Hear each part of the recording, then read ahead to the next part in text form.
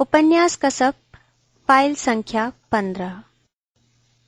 काश मैं सुख संतोष का ऐसा संवाद उस व्यक्ति के बारे में भी दे सकता जो कभी डीडी कहलाना पसंद करता था, और अब जबकि वो प्रथमाक्षरियों का प्रयोग करने के आदि अमेरिका का नागरिक है, उसका आग्रह है कि मुझे देवी दत्त कहा जाए।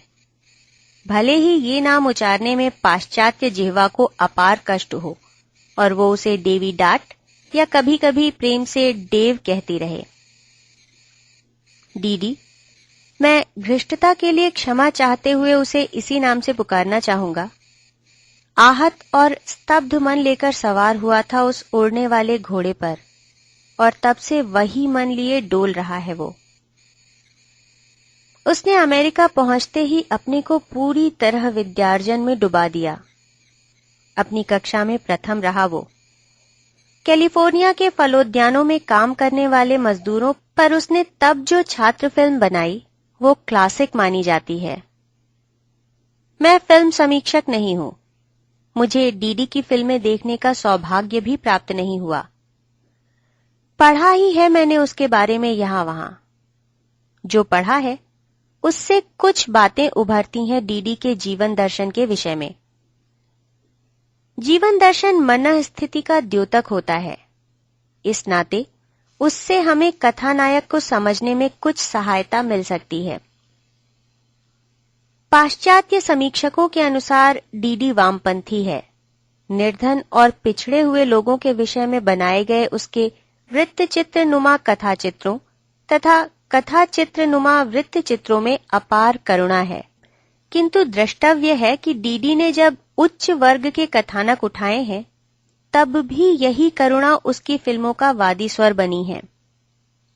समीक्षकों ने इस ओर भी ध्यान दिलाया है कि डीडी की फिल्मों में सतह पर एक तरह का सहज रोजमर्रापन होता है, किंतु भीतर ही भीतर कुछ सनातन सा रेखांकित होता चला जाता है। संवाद बहुत कम होते हैं, किंतु जब भी होते हैं वे हग्नि-मूतनी से सहसा लगभग आध्यात्मिक अति नाटकीयता तक पहुंच जाते हैं। एक समीक्षक के अनुसार उसके शब्द सहसा पात्रों से बड़े मालूम होने लगते हैं। इन शब्दों का बोझ उठाते हुए उन बौने पात्रों को देखकर हम हंसने या रोने को बाध्य होते हैं। डीडी को भंगिमाओं का सिनेमाकार भी कहा गया है। उसकी फिल्मों में पात्र बहुधा अपने एकांत क्षणों में प्रदर्शित किए जाते हैं और उनकी एक एक मुद्रा, एक एक भंगिमा, एक एक चेष्टा को फिल्मकार बहुत निकट से आत्मीयता से अंकित करता है। ध्वनि और संगीत का डीडी के सिनेमा में विशिष्ट स्थान है।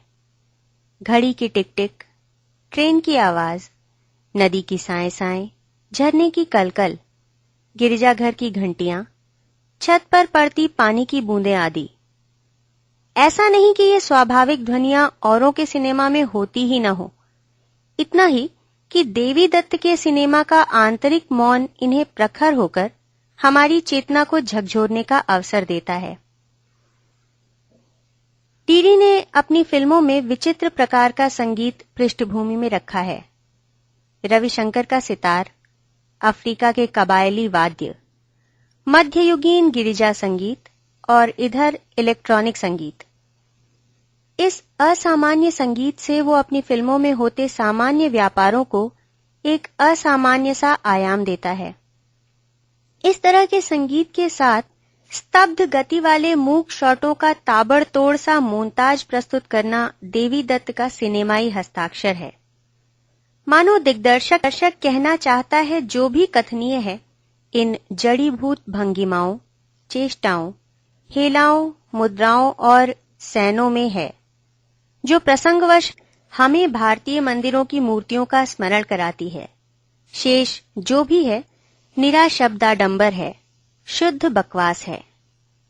ये मानवीय सैन संकेत हैं और नेपथ्य में है एक मानवातीत ब्रह्मांड व्यापी दिव्य संगीत। इसके अलावा डीडी की फिल्मों में किसी न किसी रूप में मानवीय नियति और अस्तित्व के कुछ आधारभूत प्रश्न उठते से दिखते हैं। इसीलिए पाश्चात्य मित्र मंडली में उसे पंडित जी ब्रह्मन यानी ब्राह्मण और ट्वाइस बॉर्न द्विज कहा जाता है। साइट एंड साउंड में उसके विषय में जो लेख छपा था उसमें तो तस्वीर ही वही दी गई थी जिसमें वो जुहू तट पर कच्छा जनेऊ पहने खड़ा है। समीक्षकों ने इस ओर ध्यान दिलाया है कि डीडी की फिल्मों में पश्चिम के वे सामाजिक परिवेश उठाए गए हैं जो पूर्वी व्यवस्थाओं के अधिक निकट हैं, कैथोलिक, हबशी, यहूदी, और उसकी फिल्मों में एक मर्मांतक सा अवसाद छाया रहता है, as if he sees it all with the eyes of a later day Siddhartha, अर्थात मानो वो ये सारा व्यापार किसी नए सिद्धार्थ की दृष्टि से देख रहा हो। A Siddhartha, moreover, not destined to be a Buddha, और सो भी ऐसा सिद्धार्थ जिसकी नियति में बुद्ध होना नहीं लिखा है। कुछ फ्रांसीसी समीक्षकों ने देवी दत्त की फिल्मों के स्थापत्य के संदर्भ में भारतीय मंदिरों की चर्चा की है और कुछ अमेरिकी समीक्षकों को देवी दत्त की फिल्मों की संरचना के संदर्भ में भारतीय शास्त्रीय संगीत याद आया है। अगर इस सब को पढ़कर आप इस नतीजे पर पहुंचे हों कि डीडी की फिल्में कुछ उबाऊ सी, बेमतलब सी होंगी, तो आपको जानकर प्रसन्नता होगी कि कुछ प्रतिष्ठित समीक्षकों की भी यही धारणा है, खासकर इंग्लैंड में। उनमें से किसी एक ने कहीं लिखा है डीडी के संदर्भ में, an oriental mind matching and yearning all celluloid for all it is worth. Film में अपनी बिसात भर मंत्र जाप करता और उबासी भरता एक प्राच्य मानस। अगर डीडी की दिग्दर्शक के रूप में इतनी ही कहानी होती तो वो साइट एंड साउंड या फिल्म क्वार्टरली से निकलकर टाइम न्यूज़वीक तक नहीं पहुंचती। किंतु जब 8वें दशक में कलात्मक प्रयोगधर्मिता और विराट व्यावसायिकता का अपूर्व संगम हुआ, तब डीडी जबरदस्त मुनाफा दिलाने वाली ऐसी 3 फिल्में एक के बाद एक बना सका जो कलात्मक भी ठहराई जा सकती थीं। इनसे उसे यश और धन मिला। आश्चर्य कि जितना ही वो सफल हुआ उतना ही उसका मानसिक अवसाद बढ़ता गया। सन 78 की अपनी सुपरहिट फिल्म द साइन के बाद तमाम आकर्षक प्रस्ताव होते हुए भी वो कोई फिल्म शुरू नहीं कर पाया है। द साइन के विषय में जानकार आलोचकों ने कहा है कि इसमें देवी दत्त की सहज करुणा का स्पर्श तक नहीं है। सुनता हूं कि द साइन बाइबल भक्त निम्न मध्यवर्गीय परिवार की एक ऐसी किशोरी के विषय में है जिसे शैतान स्वप्न दर्शन में विभत्स संकेत देता है। इन संकेतों के प्रभाव में वो अपने मोहल्ले के और फिर शहर के अपराध जीवियों के लिए अत्याचार और आतंक की प्रेरणादात्री देवी बन जाती है। सेक्स, हिंसा और अमानवीयता से भरपूर इस फिल्म में, जो अपनी बुनावट में हॉलीवुड की पुरानी श्रेष्ठ अपराध फिल्मों की याद ताजा करती है, जिसका सस्पेंस हिचकॉक के सजदे करता है, दृष्टांत कथा जैसा सीधा और पैना प्रभाव उत्पन्न करने की क्षमता है। धन संस्कृति की मूल्यहीनता पर कटाक्ष करता हुआ दिग्दर्शक कहना चाहता है कि कुछ भी न मानने वालों से वे बेहतर हैं जो कुछ भी मान लेते हैं। बगैर किसी प्रेरणा के काम करने वालों से वो अच्छे हैं जो किसी भी प्रेरणा के वशीभूत हैं। शैतान के इशारों पर अत्याचार करने कराने वाली ये नई जोन ऑफ आर्क उनसे श्रेष्ठ है जो विज्ञापनों के इशारे पर अपनी ऊब से व्यभिचार कर रहे हैं। इस फिल्म के निर्माण के दौरान देवी दत्त और फिल्म की 15 वर्षीय हीरोइन के प्रेम के अनेक समाचार छपे। उसका नाम इसी तरह अन्य स्त्रियों के साथ भी जुड़ता रहा है। क्या इसका मतलब ये है कि डीडी अब बेबी को पूरी तरह भूल गया है? क्या वो अमेरिका आया ही इसीलिए था कि पहले गुलनार के साथ, फिर अन्य मीमों के साथ गुलछर्रे उड़ाए? गुलनार के संबंध में यहां वहां से जो लेखक सुन और पढ़ पाया है, वो यही बताता है कि डीडी उसके लिए प्रेमी के रूप में कभी महत्वपूर्ण नहीं रहा। जिस समय डीडी न्यूयॉर्क पहुंचा था, गुलनार अपने प्रेमी पैट के साथ जापान गई हुई थी। हवाई अड्डे पर पैट के ही एक कर्मचारी ने गुलनार की ओर से गुलदस्ते के साथ डीडी की अगवानी की और उसी ने उसे लॉस एंजलिस के लिए विदा किया। गुलनार से उसका पत्र भेजने और कभी फोन पर बात करने जितना संबंध बराबर बना रहा। पैट से संबंध टूटने के बाद गुलनार ने बोरिया बिस्तर बांधकर पेरिस जाने का फैसला कर लिया। इससे पहले वो अपने अस्त व्यस्त मानस को फिर संकलित करने के लिए एंटीगा द्वीप में छुट्टी मनाने गई और डीडी को, जो तब अमेरिका प्रवास के दूसरे वर्ष में था, उसने वहीं बुलाया। ये माना जा सकता है कि उस धूप खिले और भीड़ भब्बर से मुक्त द्वीप में सैलानी गुलनार से सैलानी डीडी ने गुड हेवेंस यस कहा हो। जो हो, ये मात्र एक शुक्ल पक्ष वाला चक्कर था। पेरिस में रंगमंच से संबद्ध रहने के बाद जब गुलनार अमेरिका लौटी, तब उसे नारी मुक्ति की प्रवक्ता, पत्रकार और लेखिका के रूप में देखा जाना गया। वो अपने समलैंगिक दौर से गुजरी। उसने एलानिया आत्महत्या करने की एक कोशिश की जो विफल रही।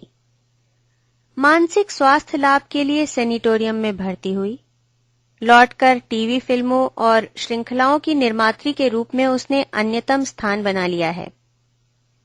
डीडी से उसकी मुलाकात कभी छठे छमाहे होती है। जब देवी दत्त विख्यात हुआ है, तब से इस बात की चर्चा है कि गुलनार ने ही उसकी खोज की थी। देवी दत्त ने भी पत्रकारों से बातचीत में ये स्वीकार किया है कि गुलनार मेरी संरक्षिका, पथ प्रदर्शिका रही है। डीडी का नाम जिन अन्य स्त्रियों से जुड़ा है, उनमें से अधिकतर ऐसी अभिनेत्रियां, लेखिकाएं आदि रही हैं जो एक पति से दूसरे पति तक पहुंचने की यात्रा में किसी पड़ाव की खोज कर रही थीं। इसको ये न समझा जाए कि अमेरिका पहुंचकर डीडी सहसा रसिक हो चला है। सच तो ये है कि इस मामले में अमेरिकी शो बिजनेस के मानकों के अनुसार वो लाटा है। स्त्रियों के प्रति उसकी औपचारिकता और आदर भाव देखकर आरंभ में सुना ये अनुमान लगाया गया कि रंगमंच और फिल्म से संबद्ध कई अन्य बुद्धिजीवियों की तरह देवी दत्त भी कहीं समलैंगिक न हो। वो तो एक मुंहफट अभिनेत्री ने उसे सार्वजनिक रूप से प्रमाण पत्र दे दिया।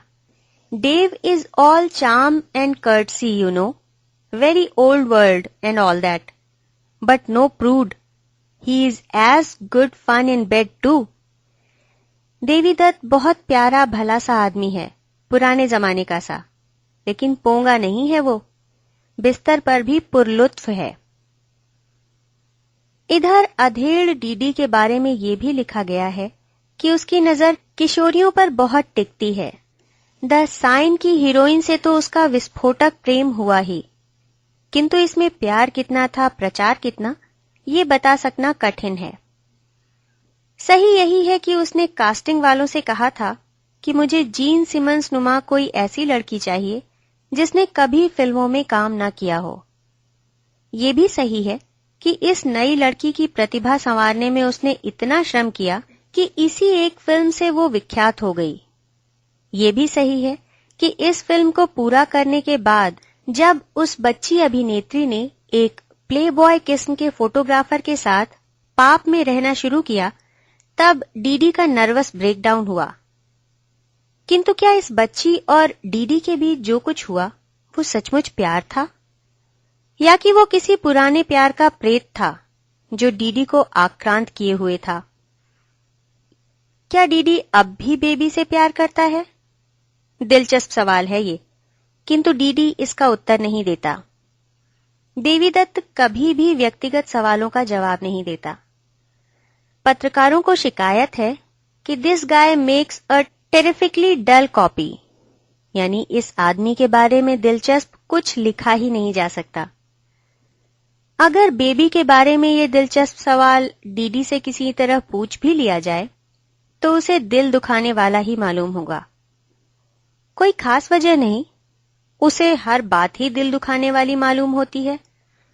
जैसा कि उसने बब्बन को एक पत्र में लिखा, मैं शहर के अंदेशे से दुबलाया काजी हूं और सारी दुनिया मेरा शहर है। हमेशा उसके हृदय में एक हुक सी उठती रहती है। अगर बेबी का एक नाम हुक भी है तो हम कह सकते हैं कि डीडी आज भी बेबी से प्यार करता है। डीडी के बारे में the guy with a little boy lost look और the man who seems to have been born with a broken heart, खोए हुए बालक सा दिखने वाला और टूटा हुआ हृदय लेकर जन्मा जैसे फिक्रे भी इस्तेमाल किए गए हैं। अगर खोया खोया होना ही प्यार में होना है, अगर टूटा हुआ दिल ही अमर प्रेम का अन्यतम साक्ष्य है, तो हम स्त्रियों की पत्रिका कॉस्मोपॉलिटन की इस टिप्पणी से सहमत हो सकते हैं। Dave seems to be carrying a torch for his sweetheart back home. His mentor Gul confirms this widespread impression, but keeps mum when pressed for details. देवी दत्त शायद अब भी भारत में छूटी हुई अपनी प्रेमिका के लिए लौ जगाए हुए है। उसकी गुरुआइन गुल बहुतों के इस अनुमान की पुष्टि करती है, लेकिन ब्यौरा मांगो तो चुप लगा जाती है। डीडी ने बेबी को पत्र लिखे। उसे आदेश मिला कि पत्र न भेजे। उसने आदेश का पालन किया, क्योंकि ये बेबी का आदेश था, और जब वो आदेश दे रही हो, तुम आदेश दे रहे होते हो। प्रश्न ये है कि जब वो भारत में ही रह जाने को कह रही थी, तब कौन आदेश दे रहा था? ये भी डीडी के लिए दिल दुखाने वाला ही प्रश्न हो सकता है। उसने बेबी को पत्र नहीं भेजे। साल 2 साल में कभी एक बार बब्बन के नाम संक्षिप्त सा पत्र डाला, तो जहां उनमें और तमाम परिचितों स्वजनों की कुशल पूछी, वहां बेबी के संबंध में कोई जिज्ञासा नहीं की। बब्बन ने बहुत ही आए गए ढंग से सूचित किया कि बेबी की शादी हो गई है। किससे, कैसे, ये सब नहीं। डीडी ने इस ब्यौरे के संबंध में जिज्ञासा करने की आवश्यकता नहीं समझी। इसी के बाद उसने अमेरिकी नागरिकता के लिए आवेदन किया। अगर हम चाहें तो दोनों बातों का संबंध जोड़कर कुछ नतीजे पर पहुंच सकते हैं, किंतु हमें इस बात का भी ध्यान रखना होगा कि इससे पहले डीडी नागरिकता के लिए आवेदन करने का अधिकारी भी नहीं हुआ था। टिप्पणीकारों ने इस ओर भी ध्यान दिलाया है कि देवी दत्त भारत के बारे में बात करने के लिए तैयार नहीं होता। उसके पास एक ही जवाब है, आप भूल रहे हैं कि मैं अमेरिकी नागरिक हूं। जो भारत तक को भुला देना चाहता है, वो बेबी को भला क्या याद करता होगा? या भारत और बेबी उसके मन में एकमेक हो चुके हैं, और इतना दुखी, ऐसा बीमार सा हुआ जाता है वो बेबी की स्मृति से कि भारत तक के बारे में सार्वजनिक बातचीत के लिए प्रस्तुत नहीं होना चाहता। एक बार एस्क्वायर के लिए इंटरव्यू में देवी दत्त से पूछा गया, क्या आप भारत को सचमुच भूल गए हैं? उसने उत्तर दिया, भारत मेरे सपनों का निवासी है। पूछा गया, सुखद स्वप्नों का कि दुस्वप्नों का? उत्तर मिला, सपने अच्छे बुरे नहीं होते, सपने चमत्कारी होते हैं। पूछा गया, आपका मतलब है कि आप रोप ट्रिक वगैरह देखते हैं? उत्तर मिला, मेरा मतलब था उनकी भाषा, उनकी प्रतीकात्मकता चमत्कारी होती है। मैं उनका मतलब नहीं समझ पाता हूं, मगर मुझे लगता है कि मैं मतलब जानता हूं और जानबूझकर अपने से छिपाए हुए हूं। पूछा गया, कोई सपना बता सकेंगे? उत्तर मिला, मैं 2 सपने बहुत देखता हूं। एक तो किशोरावस्था से ही। इसमें एक रोती हुई स्त्री की आंख झील का रूप ले लेती है, हिमालय की चोटियां दिखती हैं। मैं पूछ रहा होता हूं, स्वर्गारोहिणी, स्वर्ग की सीढ़ी कहां है? स्वर्गारोहिणी की बात महाभारत में है। आपके संदर्भ विभाग वाले खोजकर बता देंगे। दूसरे सपने में मैं गंगोली हाट के पास का एक मंदिर देखता हूं, पाताल भुवनेश्वर। इसमें एक गुफा में घुसकर नीचे उतरना होता है। नीचे भी गुफाएं हैं और चट्टानों पर प्रकृति की छेनी ने आकृतियां उभार दी हैं।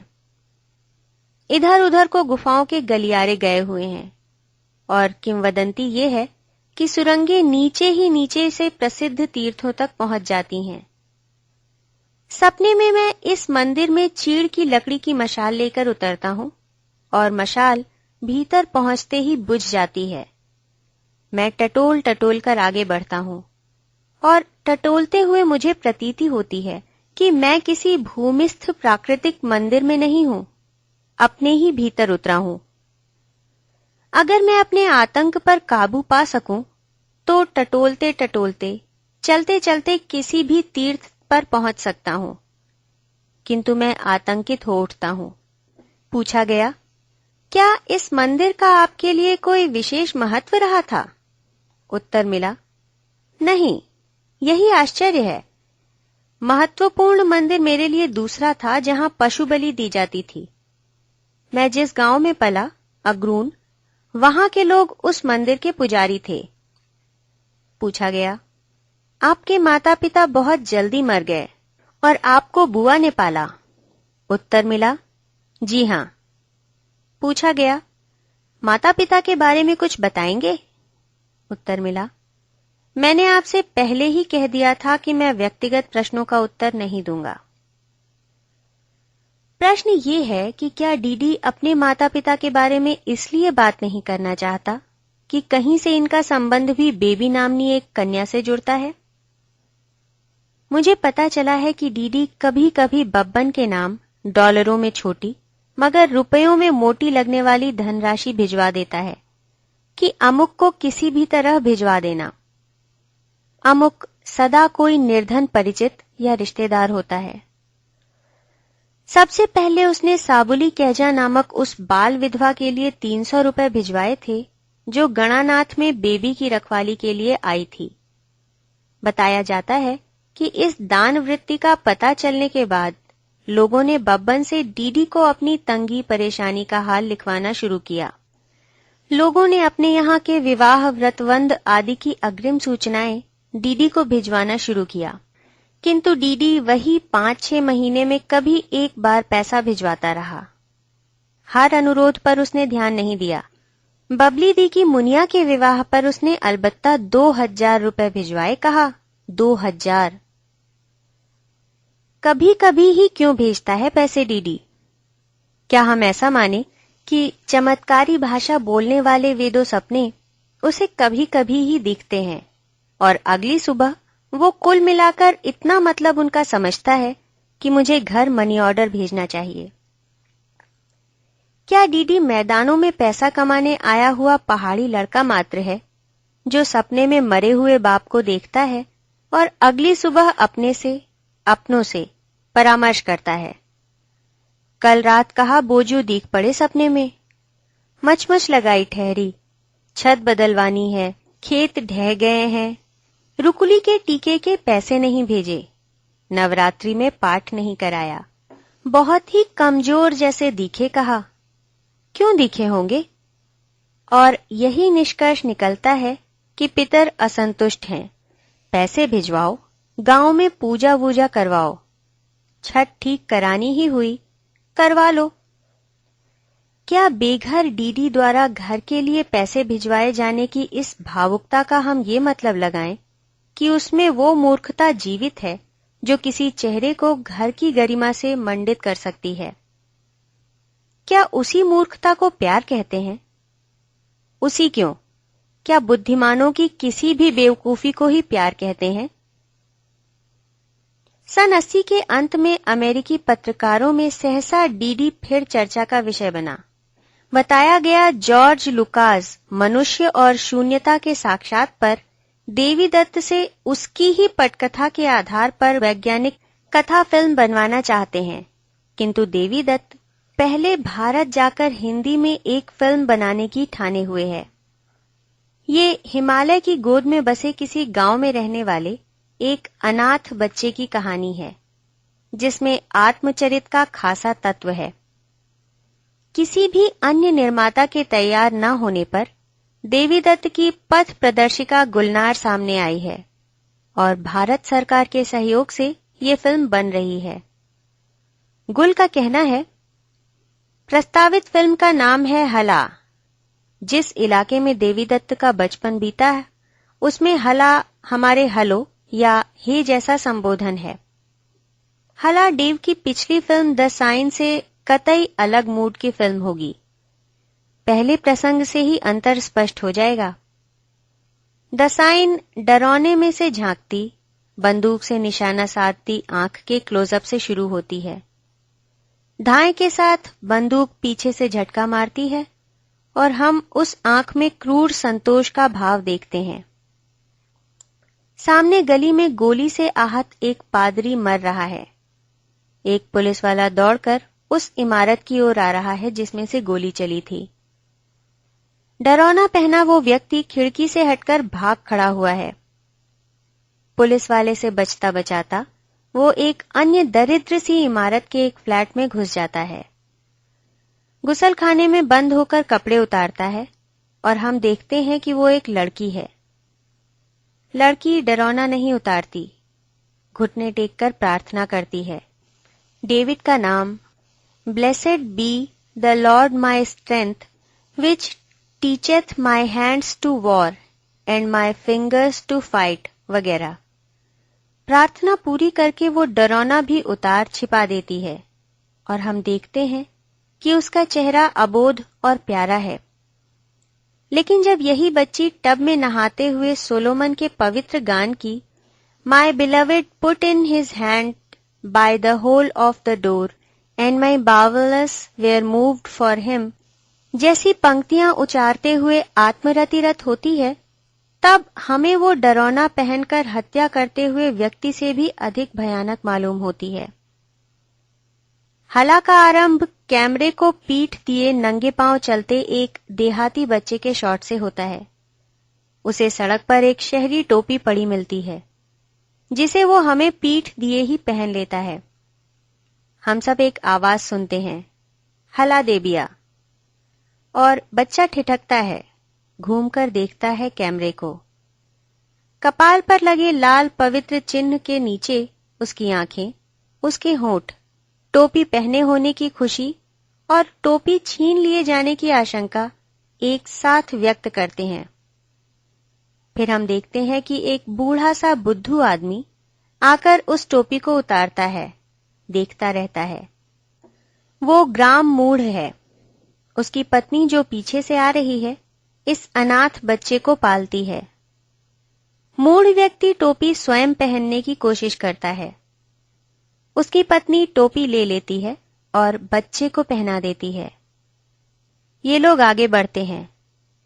सहसा बच्चा फिर पलट कर देखता है। अब हम उसके दृष्टिकोण से दिग्दर्शक को देखते हैं जो वैसी ही टोपी पहने है।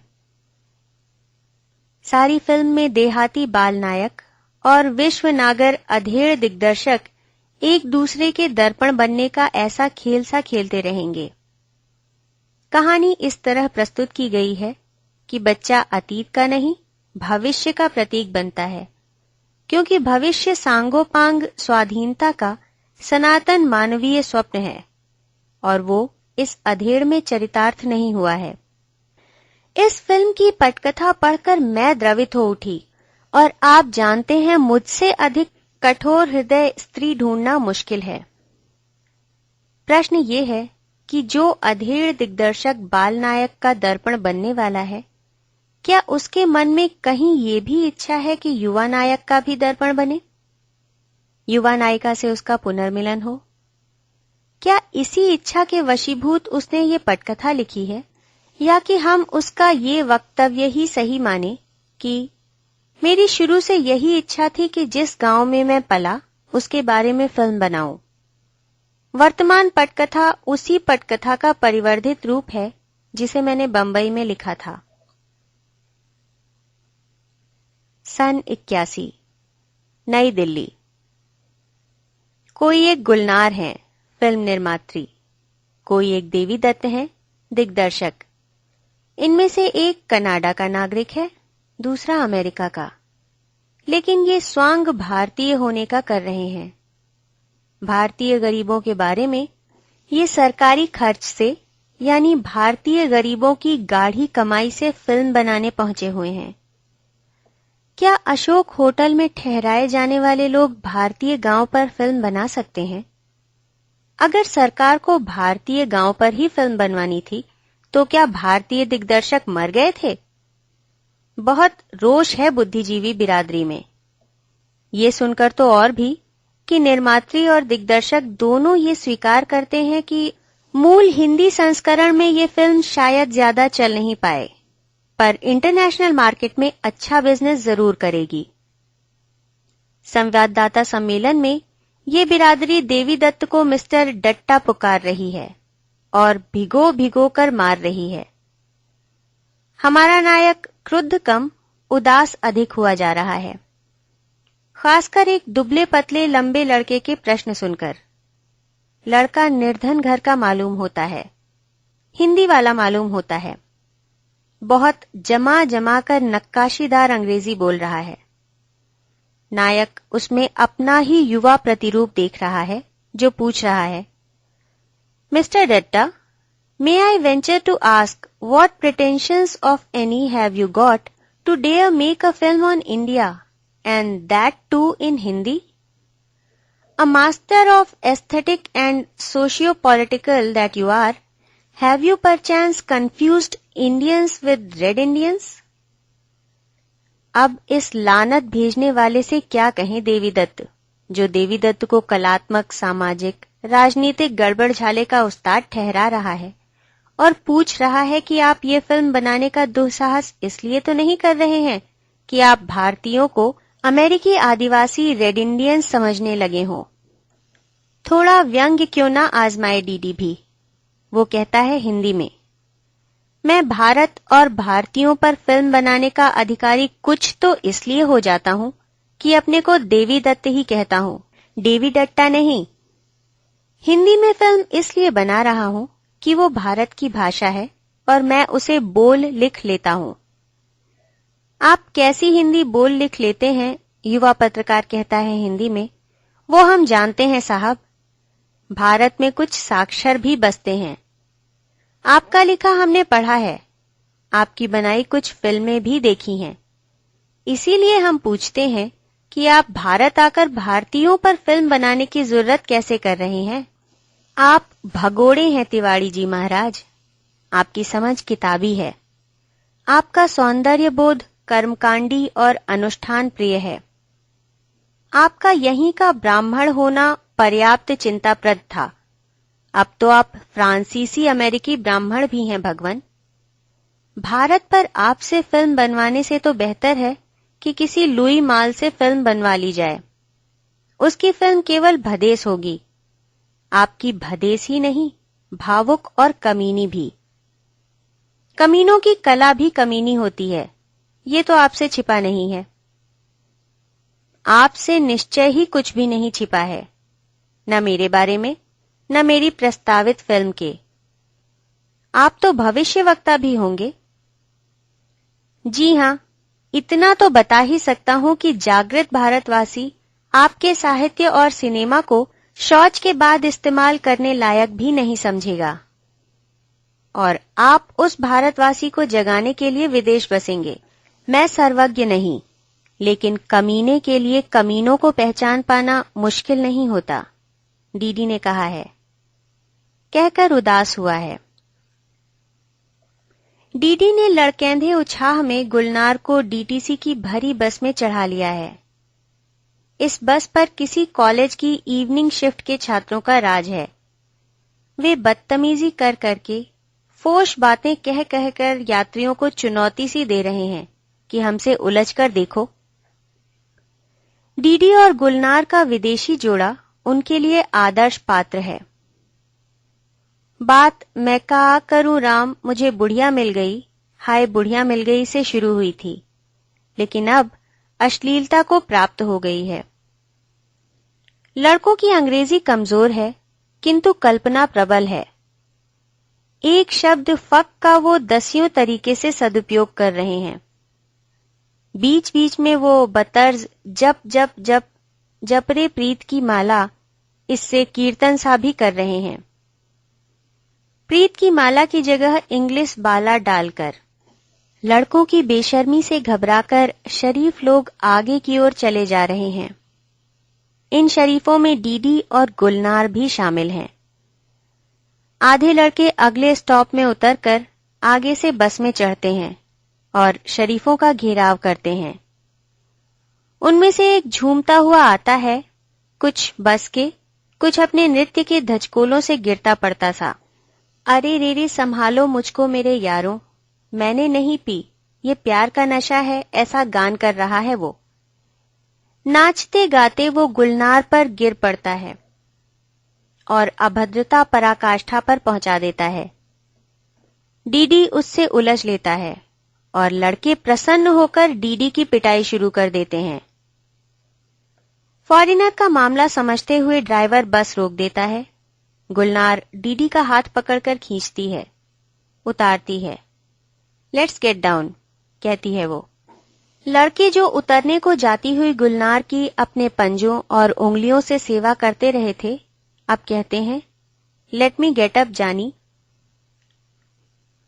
उतरकर डीडी मुट्ठी तानता है जाती हुई बस की ओर और एक मोटी सी गाली देता है। बस के दरवाजे पर खड़े हुए लड़के अश्लील मुद्राओं से उसे उल्लासपूर्ण विदाई देते हैं। उस शाम डीडी नगरीकरण, उपभोक्ता संस्कृति, लुम्पेनाइजेशन जैसे शब्दों का प्रयोग करते हुए उपयुक्त समाजशास्त्रीय टीका के साथ ये किस्सा कुछ मंत्रियों और अधिकारियों के मध्य सुनाता है और वे कहते हैं, लेकिन आपको तो गाड़ी दी गई है ना, आप बस पर क्यों गए? ये सुनकर वो और भी दुखी होता है। डीडी अपने एक साहित्यिक मित्र के यहां आमंत्रित है। मित्र के मकान के पीछे एक नया मंदिर बना है। मंदिर का स्थापत्य भ्रष्ट है, मूर्तियां बाजारू हैं।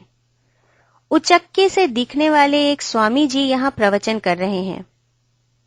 प्रवचन में विभिन्न चीजों का अनुपात इस प्रकार है: गीता और मानस की भ्रष्ट टीका 20%, धर्म और दान की महिमा पर स्वामी जी के अपने उद्गार 20%, हारमोनियम, करताल, ढोलक के साथ फिल्मी तर्जों पर भजन कीर्तन 40%, शेरो शायरी 10%, उपस्थित अनुपस्थित लोगों को लताड़ 10%।